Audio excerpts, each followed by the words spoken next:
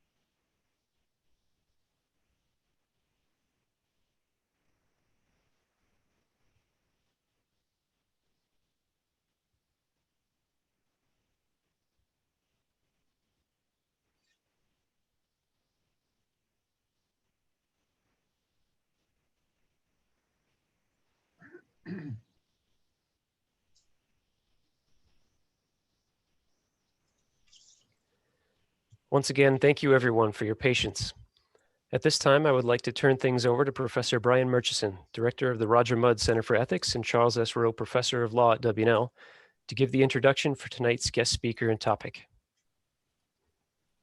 Thank you, Patrick. Welcome, everyone.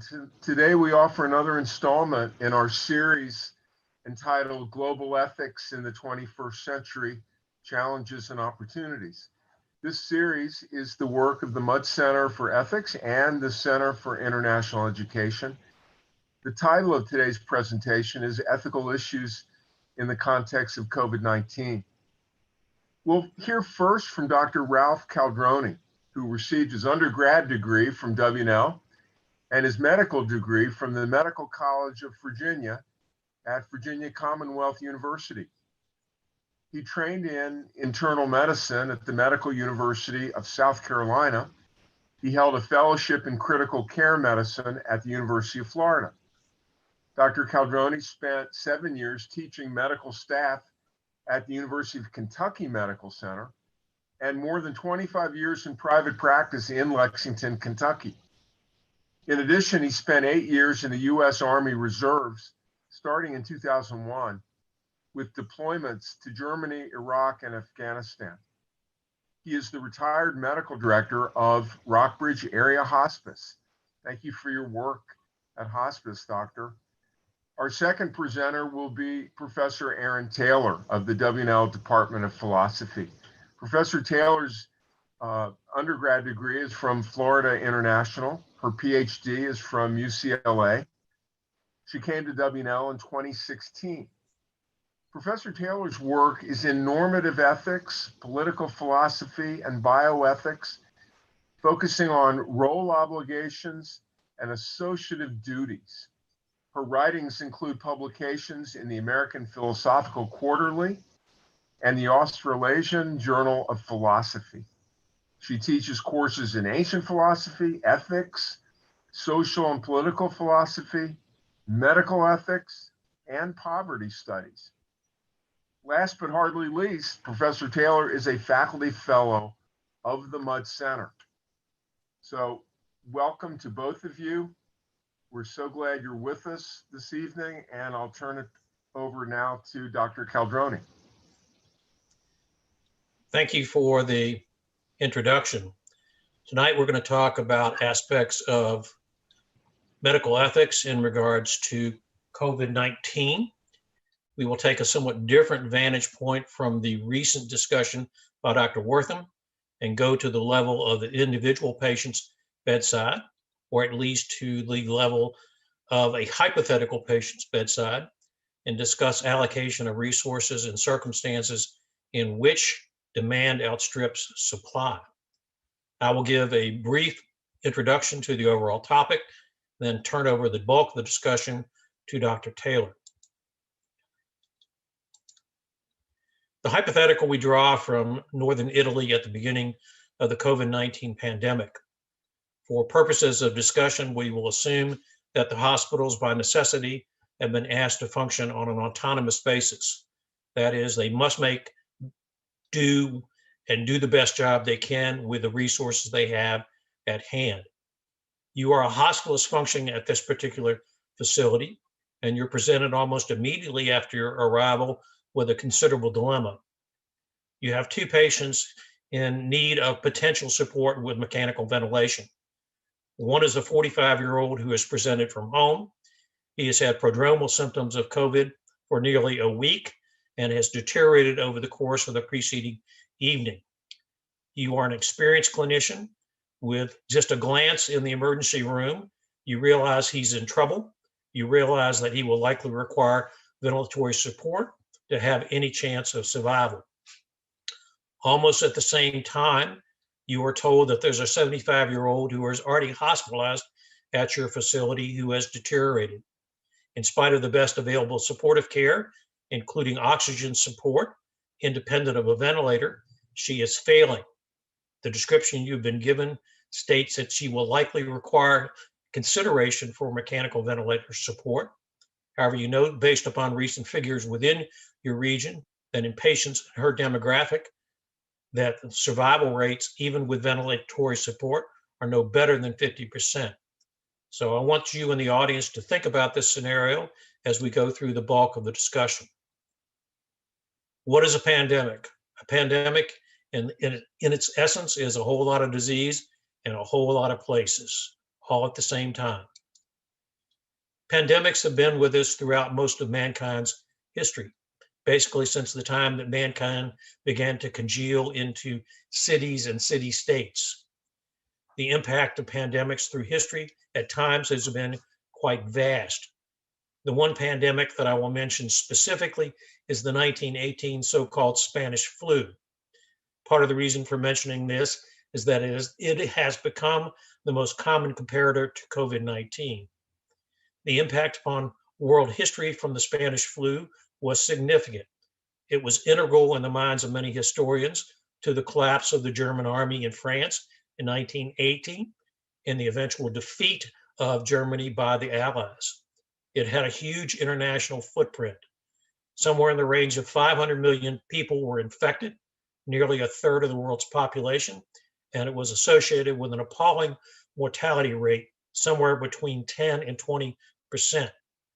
I think it's worth a pause to think about what would have happened had these types of numbers, these types of transmission rates, and these types of mortality figures been projected onto COVID-19.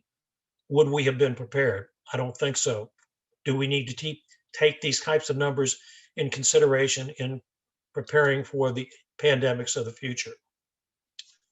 Some so-called facts about COVID are worth mentioning in terms of medical decision-making. The reason I put the facts in quotation is that many of these numbers are amalgams from a variety of literature sources, but I think these are reasonable estimates. We know that COVID is an airborne illness. We know that it is highly contagious. We recognize that much of the spread occurs from asymptomatic individuals, thus the need for public health measures and for mass vaccination, emphasis upon mass vaccination. We know that in comparison to some prior pandemics, that many of the individuals with COVID have mild to moderate non-life-threatening disease. But we also recognize that approximately 20% of patients with COVID have severe enough symptoms to warrant hospitalization. If they enter the hospital, then the circumstances differ and differ considerably. Even in the best of circumstances, as an example, 40% of patients who are subjected to mechanical ventilation will die, taking all comers.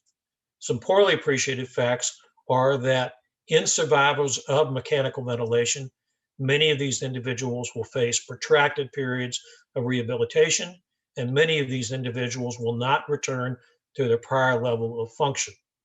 We also recognize that approximately 10% of patients with milder disease end up with long-term residual, non-life-threatening symptoms. These symptoms are degrading in terms of overall quality of life. Ever since the beginning of this pandemic, a variety of prognostic markers have been looked at in terms of helping to predict outcomes. These mainly incorporate pre-hospital health history, pre-hospital demographics, signs and symptoms on presentation to the emergency room, and a variety of laboratory studies which can be obtained with a rapid turnaround.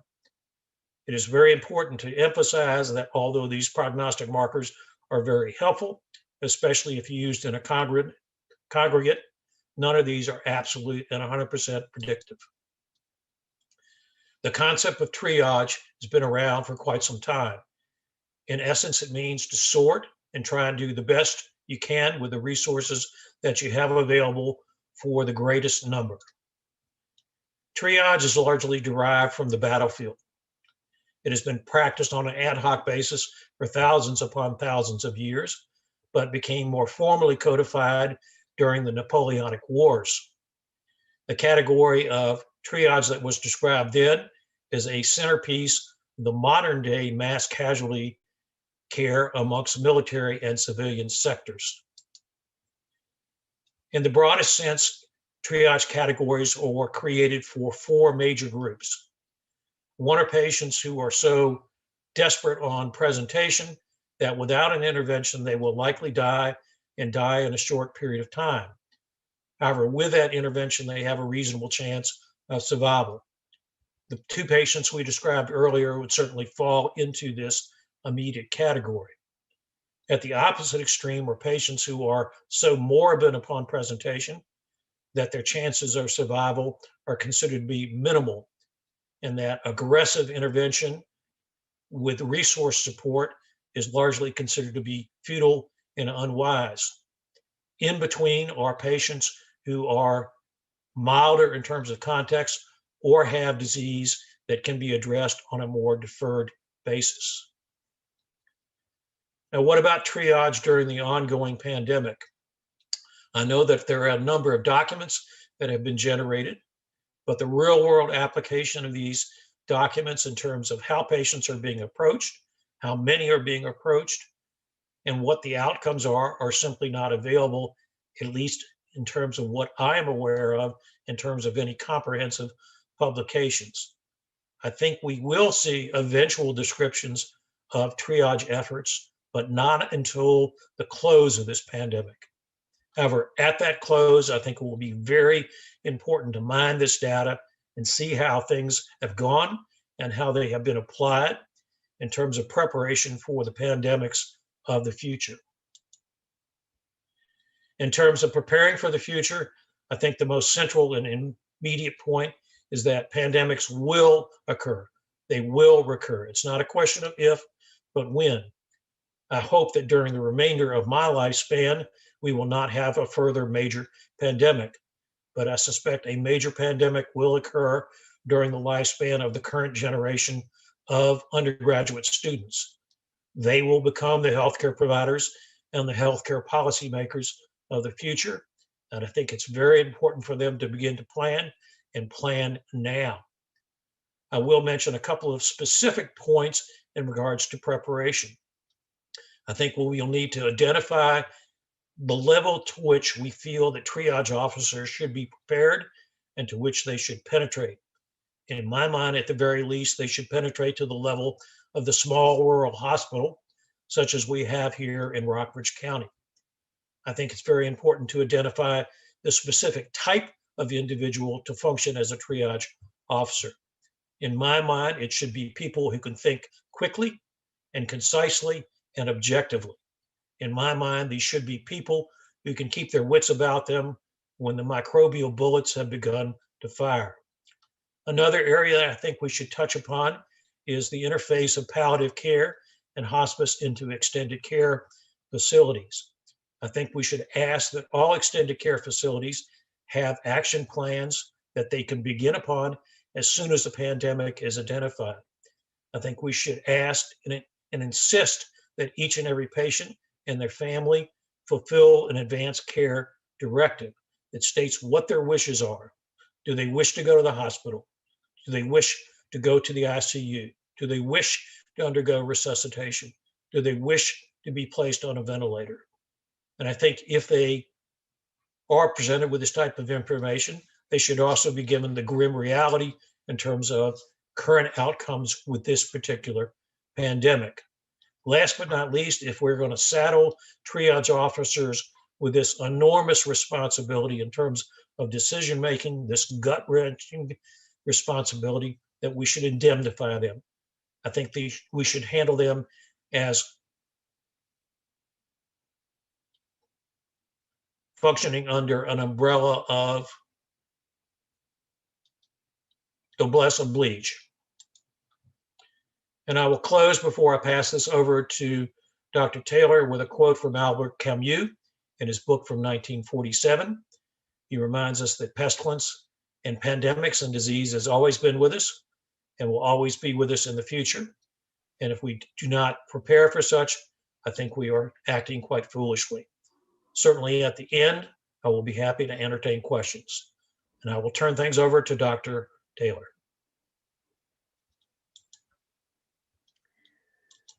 Well, first, let me say thank you to the Mudd Center and Washington and Lee, and particularly Brian Murchison, Mark Rush, Patrick Sheridan, and of course, my co-presenter today, Dr. Ralph Caldroni.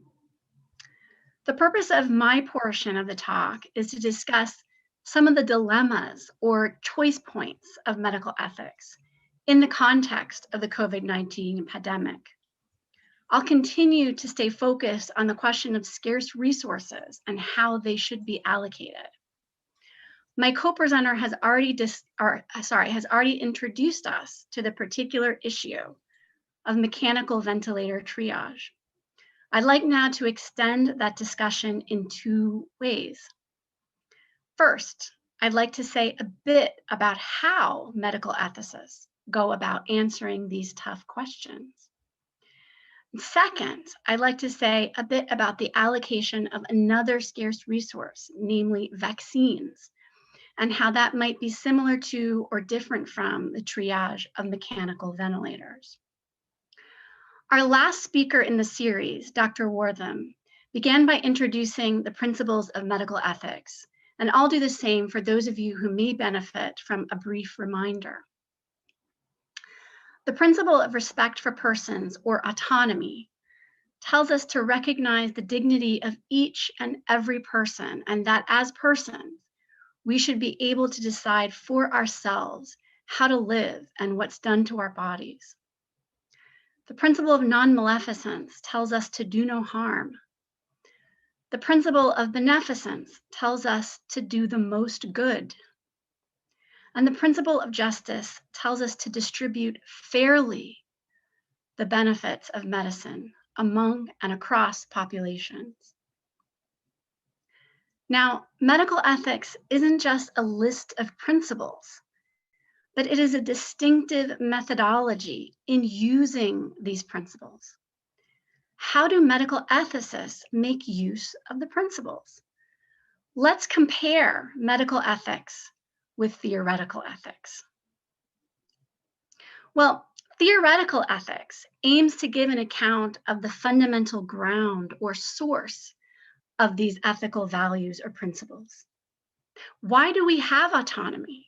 What is justice, and why should we care about it? Those are the questions of theoretical ethics. Medical ethics is different. Medical ethics aims to show us how the principles are correctly manifested in the practice of medicine, medical research, and public health. It reveals how the principles are interrelated with each other, and it's forward-looking based on the complexities of the actual world here and now. So, for example, while theoretical ethics tells us why we have autonomy, medical ethics tells us what to do with it. It gives us, among other things, the doctrine of informed consent, which, when it's done well, promotes all four of the principles at once and does so across medical practice and research. Theoretical ethics aims to rank the principles when they conflict. The theoretical ethicist, so we may look mild-mannered on the surface, but really we are spoiling for a fight. A theoretical fight, a fight of ideas. We want to know, if it came down to it, which is more important, beneficence or justice, non-maleficence or autonomy? But medical ethics has no such preoccupation. Medical ethics wants to show us how to arrange our practices, our procedures, our institutions, so that the principles conflict as little as possible. So, for example, does the use of embryonic stem cells for Parkinson's disease research create a conflict between respect for persons and beneficence? Let's assume for the sake of argument that you think it does. Yes, you say, there's a conflict. Well, if you're a theoretical ethicist, you'll want to know which principle wins the fight. Is it more important to cure Parkinson's, or is it more important to refrain from using embryonic stem cells? But the medical ethicist will move heaven and earth to avoid finding out which principle wins the fight. Instead, the medical ethicist will suggest that we spend our time inventing a new way maybe to use adult stem cells in research. And then no one has to fight at all, and we can all sit down for tea and biscuits. Isn't that nice? Now that we've seen how medical ethics goes about answering questions, let's turn to the allocation of scarce resources in the context of COVID-19. First, let's look at the ethical differences between routine clinical practice and public health emergencies. Our previous speaker in the series, Dr. Wortham, beautifully laid out this distinction last time, and I'm going to go ahead and piggyback on his discussion. So, for example, we already know that in public health, the principle of beneficence tells us that doing the most good means maximizing benefits for a population, not just individuals. But what does doing the most good in a population mean? What does it mean to do the most good in a population? Well, it depends on how we characterize the good to be maximized. Is the good to be maximized a one-time cure? If so, then the principle of beneficence tells us to maximize the number of people who can survive until discharge from the hospital, regardless of age or overall health status. Or, on the other hand, is the good to be maximized more years of life? If so, then the principle of beneficence will tell us to give priority to, one, the young, because they have more years of life ahead of them, and two, those without significant comorbidities, because comorbidities increase the risk of a shortened lifespan. Now, if you find yourself transfixed by the question, what is the good that a mechanical ventilator confers? Is it a one-shot cure, or is it more years of life? Then you may be a theoretical ethicist if you're transfixed by that question.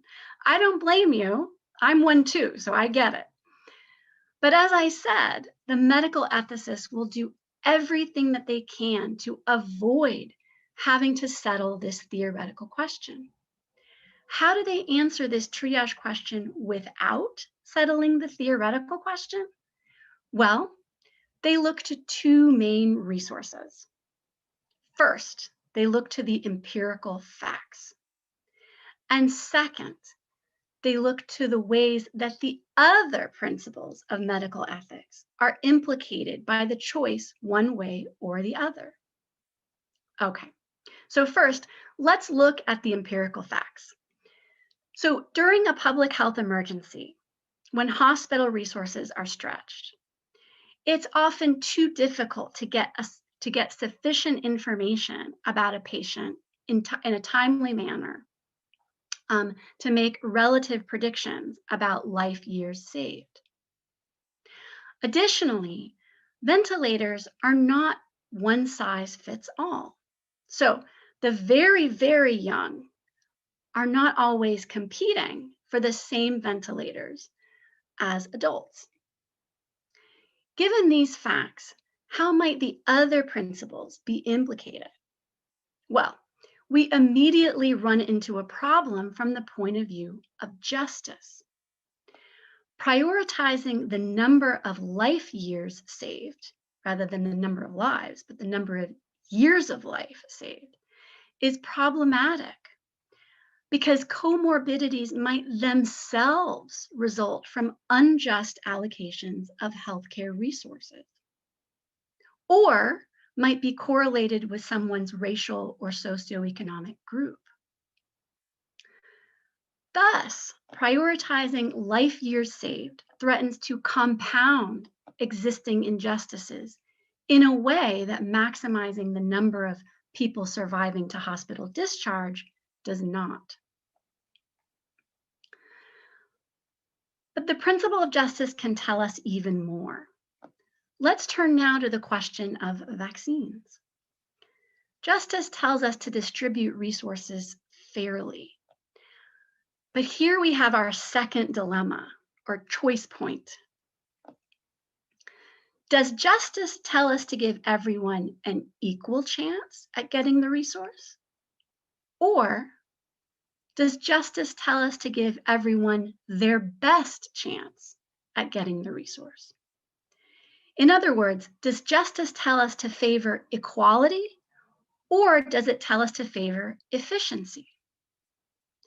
Now, theoretical ethicists will be chomping at the bit to answer this question. They'll try to figure out which distribution, all other things being equal, is more just. But the medical ethicist will focus on how other things are not equal and how these things might help us answer the practical question of triage. So let's see how that would go. Regarding vaccines, we should look at the following additional factors. First, there are multiple goods associated with the prevention of illness in particular. First, vaccines have a multiplier effect. If certain people don't get sick, then those people can help others not get sick. So for example, healthcare workers or vaccine manufacturers, hypothetically. Now, this may not be the case for other life-saving interventions, such as ventilators, since full recovery, as we saw with Dr. Caldroni's presentation, may take a long time. Here's another kind of good. Vaccines can minimize disruption to society. So for example, if teachers get vaccinated, then kids can go to school, right? Which may in turn have additional health and mental health benefits. Second, as far as considering what justice tells us, the social determinants of health may cause further inequities in vaccine access. So for example, if you lack healthcare access because of your rural location or because your employer doesn't offer insurance, let's say you're a gig worker, and the vaccine is distributed through hospital or pharmacy networks, then you're more likely to slip through the cracks in a vaccine drive. And third, and this is a really tough one, there are inequities regarding uptake of the vaccine. So, for example, there may be mistrust caused by historical mistreatment of certain groups. Here I'm thinking about the Tuskegee syphilis trials or the improper harvesting of cancer cells from Henrietta Lacks. These stories stick around. They stick with people. People remember them. Or, and this is something we're seeing to an increasing degree, there may be mistrust caused by deliberate misinformation campaigns. and they may disproportionately affect certain demographic groups. Now, all of those considerations are important from the point of view of justice. At first glance, they seem to complicate things quite a bit. But look closer, and you'll see that the above considerations make it easier, not harder, to zero in on the most just distribution in the initial doses of vaccines. Why? Well, first, for logistical reasons, vaccination priorities are fixed by categories. So, for example, age or occupation, not a case-by-case basis. And so now all we have to do is find a category with the right characteristics, a category that A, has a multiplier effect, B, can address inequities in the social determinants of health, C, is the right size, that is, it contains a similar number of individuals as the estimated number of initial doses released, and finally, does not exacerbate other kinds of inequities. When we look at it that way, one category is the clear frontrunner, namely the category of frontline healthcare workers plus nursing home residents. And this category has, there's agreement about this category among the CDC, the NAM, the NIH, the WHO. So widespread agreement. Why? Well, because prioritizing this group has a multiplier effect, like we wanted, and addresses existing inequities. Why? Well, because those who are disadvantaged by health inequities make up a disproportionate share of healthcare workers. Now notice, we managed to determine the most just allocation of initial doses without settling the conflict between equality and efficiency. So that's a victory for the medical ethicists. But what about the next category? Who will be next in line? The theoretical ethicist wants to know, and they want to know now.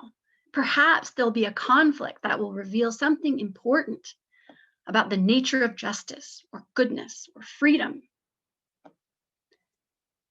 But the medical ethicist says, wait. Let's not write our future plan in stone. Let's see how much progress we can make in the initial stages with logistics and supply and a unified, all hands on deck messaging strategy. Because small changes anywhere in this delicate ecosystem will force us to reevaluate and allocate differently than we thought. Which is exactly what has happened, as it turns out. Now, given that the rollout has been underway, how are we doing? What does the data tell us? Well, the results have been mixed so far. So first, it's important to note that while the CDC's Advisory Committee on Immunization Practices, or ACIP, issued guidance on priority categories, each state had the authority to depart from this guidance as they saw fit.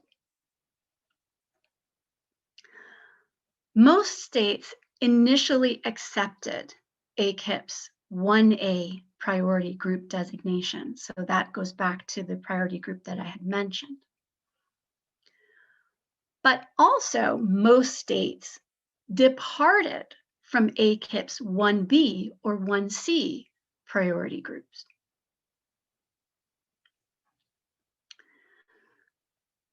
Second, just as there was diversity in priority groupings, each state had their own, there is diversity in the kinds of data generated by government entities at different levels. So, for example, every regional health department tracks vaccination by race or ethnicity. Some do, some don't. It's spotty. So the data is incomplete. But what data we do have tells us that the racial disparities in COVID vaccination are large. Now, this data, while disappointing, isn't all that surprising. As we saw, groups prioritized for vaccines experience higher levels of mistrust. This creates a disparity which we can foresee will be compounded as eligibility for vaccines is expanded. This is because the more eligibility is expanded, the more we expect to see disparities caused by barriers to access. So instead of just mistrust as a cause for the disparities, now we're going to compound that by adding barriers to access as a cause for disparities. So, for example, health department interfaces require computers and Wi-Fi. So disparities in access may translate into vaccination disparities. And people with regular access to healthcare will have pre-existing relationships that can be leveraged for the purposes of outreach, say from their hospitals. Their hospital might call them on the phone and say, would you like to get a vaccine? Okay. But those without regular access to healthcare won't have that. And all of these factors work together to compound disparities, which without a concerted effort will surely continue to be a problem. So what else have we learned from the initial rollout? Well, it gave us a few surprises. First, there was less uptake than we anticipated in Group 1A. Now, in retrospect, that makes sense, right? I mean, frontline healthcare workers are disproportionately made up of demographic groups experiencing higher levels of mistrust. And those higher levels of mistrust translate into vaccine hesitancy. But the slow uptake in turn prompted large-scale departures from ACIP's recommendations. First, Biden, before taking office, endorsed expanding Group 1A to include seniors, and the Trump administration followed suit soon after. Some states have opened eligibility to seniors first, some to other essential workers. States differ as to what counts as an essential worker. Some say it's firefighters and police. Some say it's K through 12 teachers.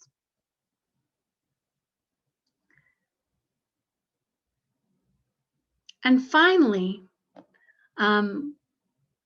this is a surprise, there were some bright spots. West Virginia, for example, had by far the nation's best vaccination rates during the initial rollout. And even now, they have the second highest percent of population vaccinated at 15%, behind only Alaska at 17%. Virginia, if you're wondering, is mid-range, about 10%. Public health officials and social scientists are already drawing valuable lessons from these success stories. One common thread running through almost all of them is the importance of social networks and social capital, which honestly could be the subject of an entire talk or an entire series of talks at the Mudd Center. So there you go, Brian Murchison, that's an idea for you. And in light of those lessons, I'd like to end my portion of the talk with an eye toward public engagement. So I want you to think about your family, your loved ones, your neighbors, your friends, your coworkers. Is there anyone you know who may have trouble finding out when they're eligible for a vaccine, or how to get themselves on the queue for an appointment? If you're a healthcare advocate or a family member to one of those people, you can complete the CSHD, that is the Central Shenandoah Health District forms for them. You're allowed to do that. But if not, you can help them navigate the website if they have access to it, or help them call the CSHD number if they do not. So thank you so much, everyone. I think that we have a bit of time now for Q&A. So please feel free to use that function to type your questions. If I may, I'd like to throw out the first question to my co-presenter, Dr. Caldroni. Doctor, you gave us a really great and interesting case of triage to think about.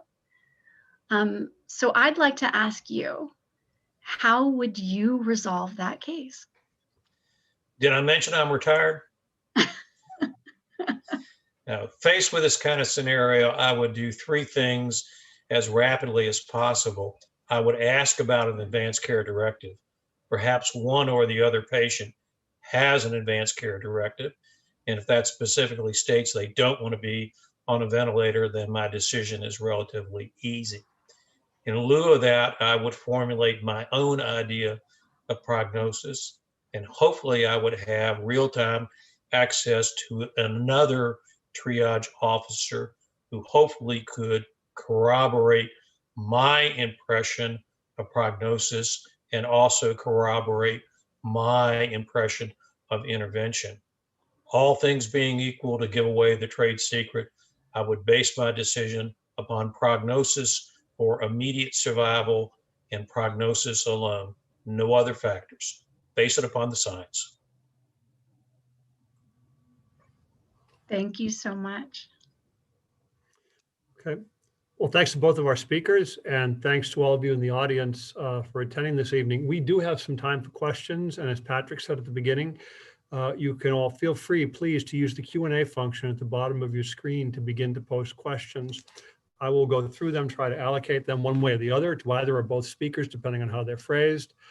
In the interest of saving some time and answering as many questions as possible, I and we, when we do this, would normally try to, if we can, join some questions if they're basically working the same side of the street, if you will, just so we can maximize our participation.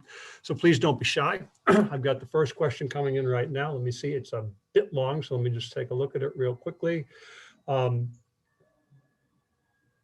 I'll just read it. The debate about the distribution of vaccines is fascinating. What do you think is the most ethical way to roll out vaccines when they become available on the W&L campus? Should they go to elderly faculty members who teach from home but have higher risk of disease severity? Should staff get them, dining hall facilities, so forth, student workers in residential life?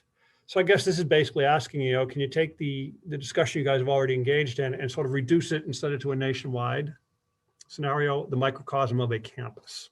So offer that to both of you and fire away. So I can say what I think, but I want to give the doctor an opportunity to say what. he thinks as well, if he has some opinions about this. I would base it upon the science. I would follow a similar pattern as we are doing on a national basis. That is, the highest risk in those individuals who conceivably will get the greatest benefit. Yeah, so following up on that, I think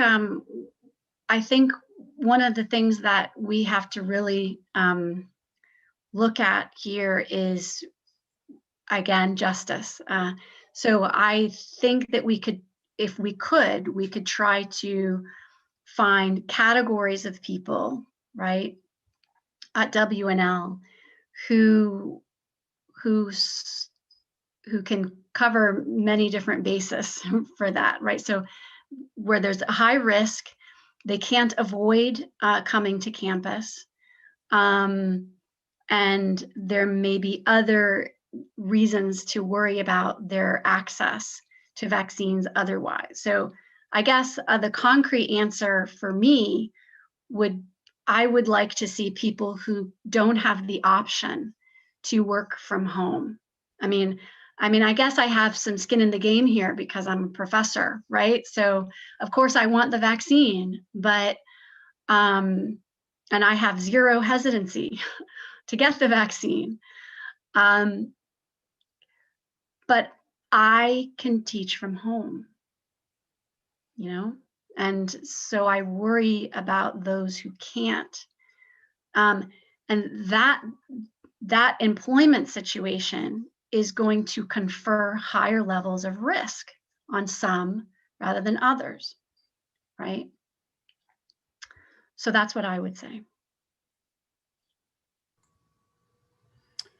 Okay, another question just came in. It's a general one. So what are the biggest, or if you will, most grounded ethical objections to the current vaccine rollout, in your opinions?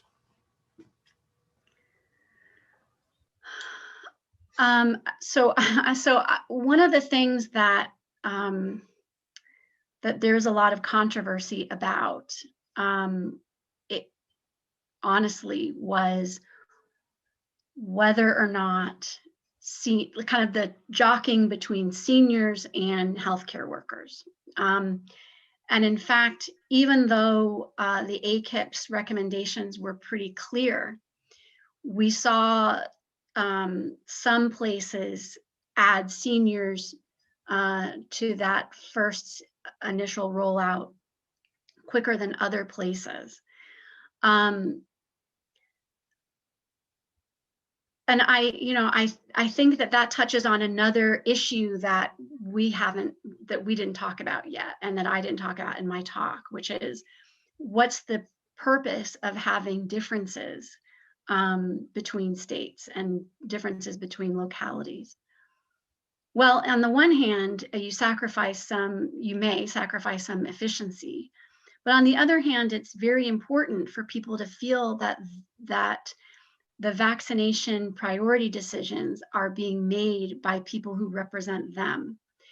And so there's a reason that maybe we should be hesitant about sacrificing the ability of localities to determine whether or not they should depart from these kind of national recommendations. So I think the priority groupings have been a big problem for some people. Why? Well, because we see that amongst younger people, the risk for death is less, right? So there might be higher exposure amongst healthcare workers, but the risk for people who aren't elderly is a lot lower than it is for the elderly, right? The risk of mortality. And so just looking at that difference in the risk of mortality, people have had a difficult time accepting that frontline healthcare workers have been getting the first doses.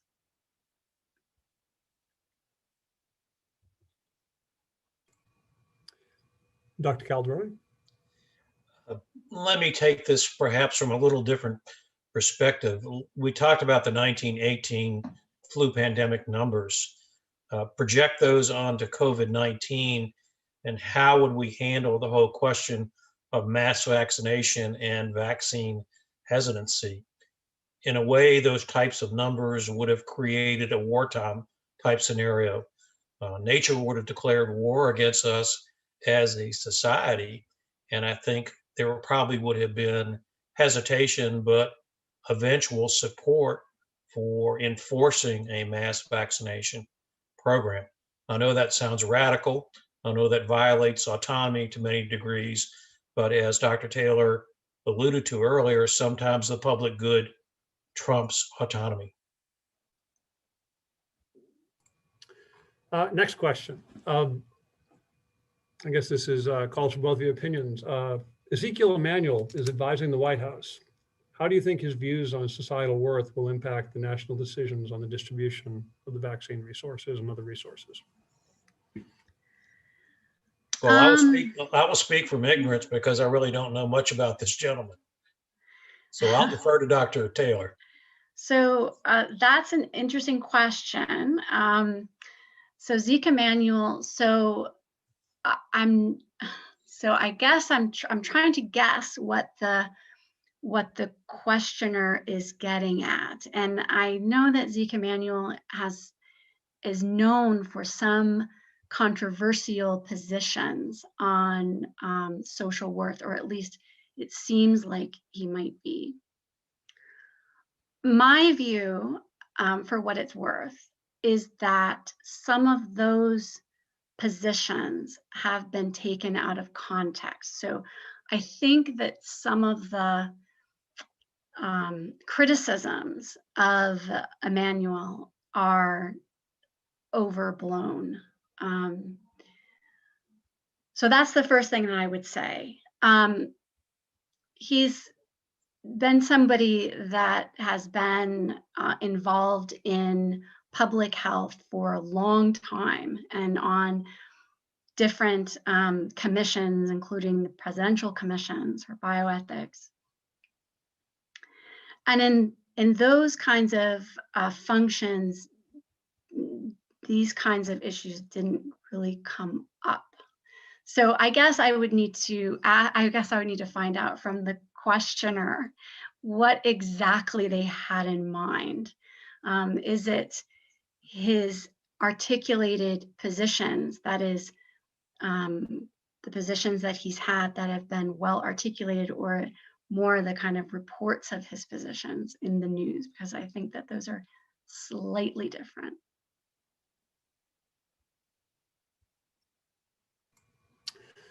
Okay, next question. I got a couple in the queue. I'll go in reverse order right now just to move us around a bit.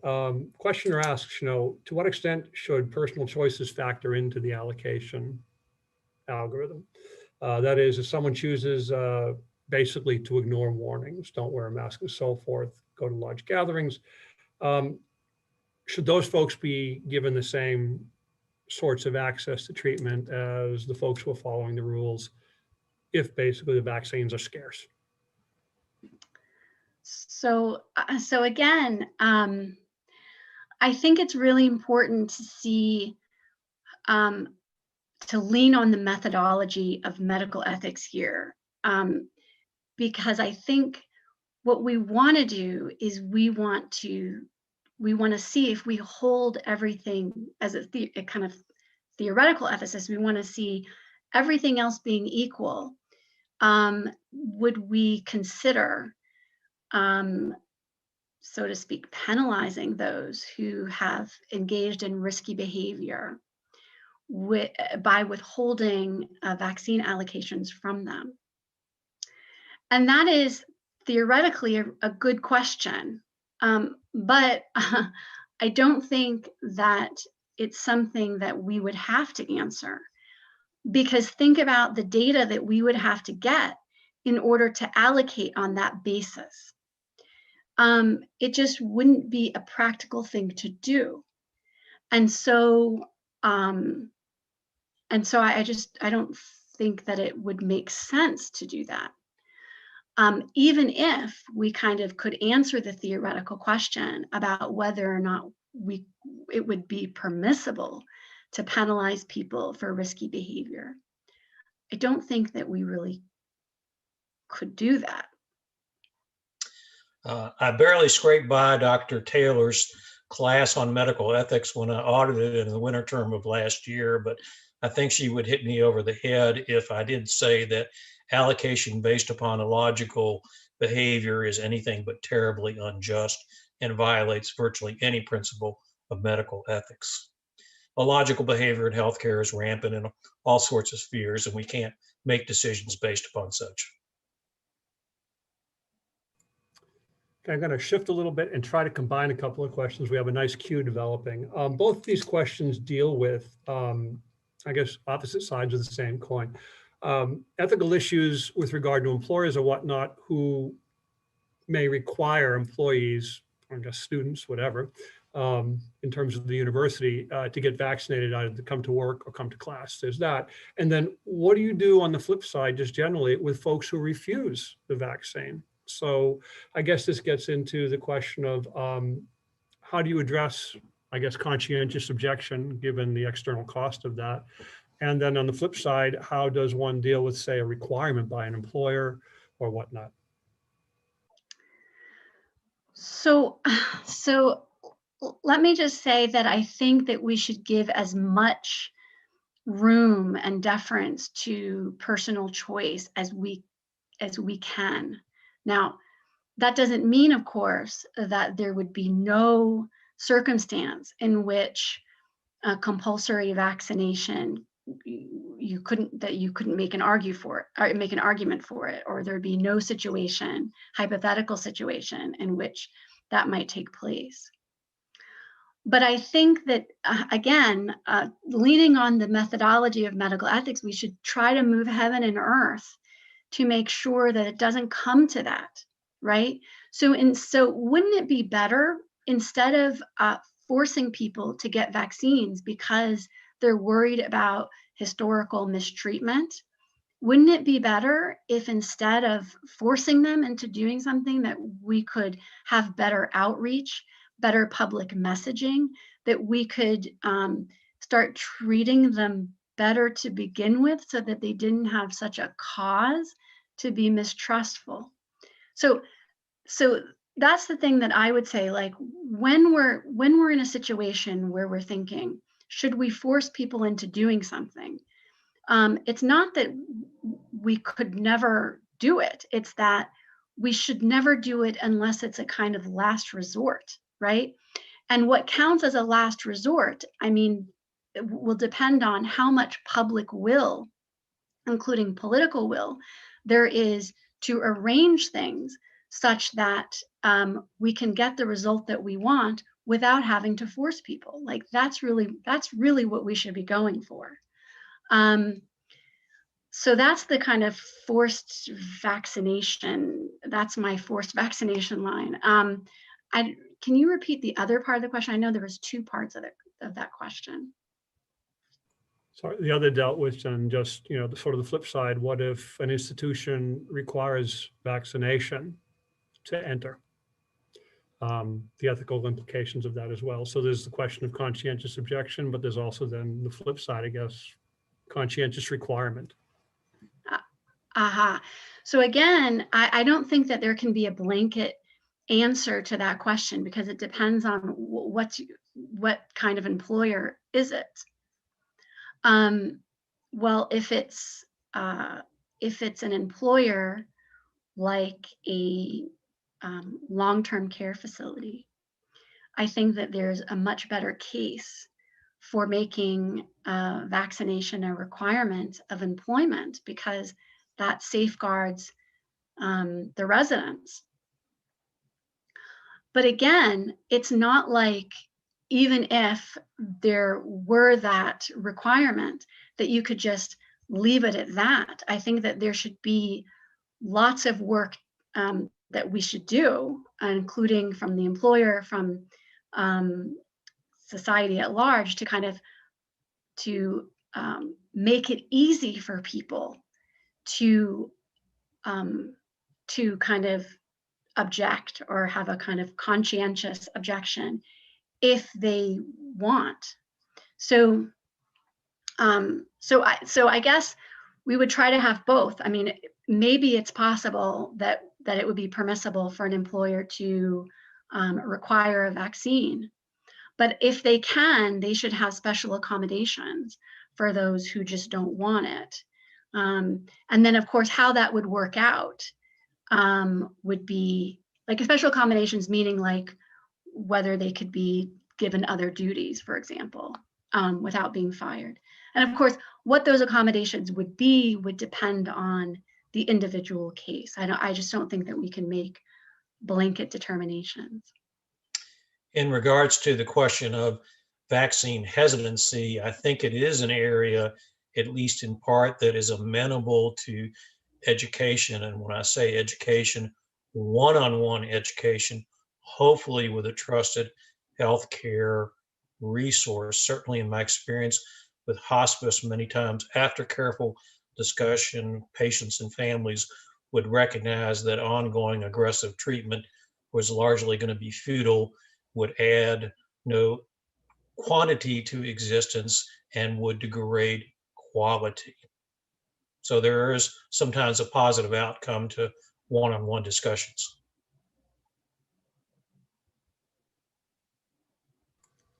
Okay, a couple of questions left in the queue, which sort of overlap. One asks, at least the questioner understands that right now vaccines are being allocated across the country in terms of population. But once we get the highest risk categories taken care of, is there anything to be argued in favor of, say, allocating vaccines geographically by region, essentially to speed herd immunity, and perhaps, so instead of spreading the vaccines across the country more or less evenly, you go region by region to kind of march a herd immunity across the country. The questioner acknowledges this might be a political non-starter, but is there an ethic that would enable us to think about this theoretically or practically? Well, from the scientific standpoint, herd immunity is the ultimate goal. So I do not think it is an unreasonable question to at least pose. But as you have alluded to, Dr. Rush, I think that would be a political no-show. I would just, I mean, I agree with that, but I would just add that, you know, what would you say to those people who are very vulnerable in other regions? Like, what would you say to them that they're being left out? That would be a hard case to make. That's because even though the goal for everywhere is herd immunity, not everyone experiences the same level of risk. And that's really important with this disease, that we see such a difference in who is at most risk of severe illness and death. Another question sort of expands the scope from the United States to the world. The questioner asks, how do we address the questions involved with distribution of the vaccine around different nations? There's the developing nations, lesser developed countries, the developed world, and so forth.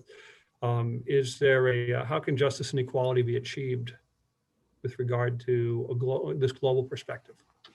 Well, again, addressing it from the scientific vantage point, until we have herd immunity throughout the world, we're never really going to be free from this pandemic, or at the very least, we're not going to be free from the risk that there is a further iteration and mutation in this particular virus that could cause a resurgence of disease. So I think not only is it just to incorporate the third world at the disadvantage, but it's scientifically the wise thing to do.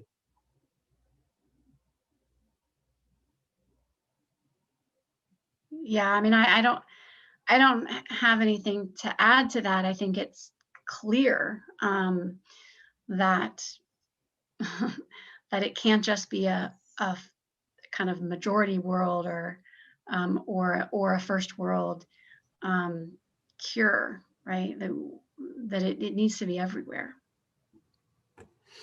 Good final question. We are at 6:05, so we can maybe address this question, and then I'll turn it over to Brian so he can wrap us up. I guess how to cast this, the ethical dilemmas of not allowing the distribution of vaccines approved in other countries. I guess this raises an important question. Who's got the science right? And how do you address this when there are disputes or there's skepticism, I guess, among the elites with regard to which vaccine is worth the risk and which isn't? Yeah, I mean, I think, so again, I think because uptake is such a big piece of this puzzle, and we need the public to trust the vaccines, then you're going to want to know who is behind approving the vaccines and who has developed the vaccines. And, you know, every country is going to have their own process. But I would say, look, I mean, if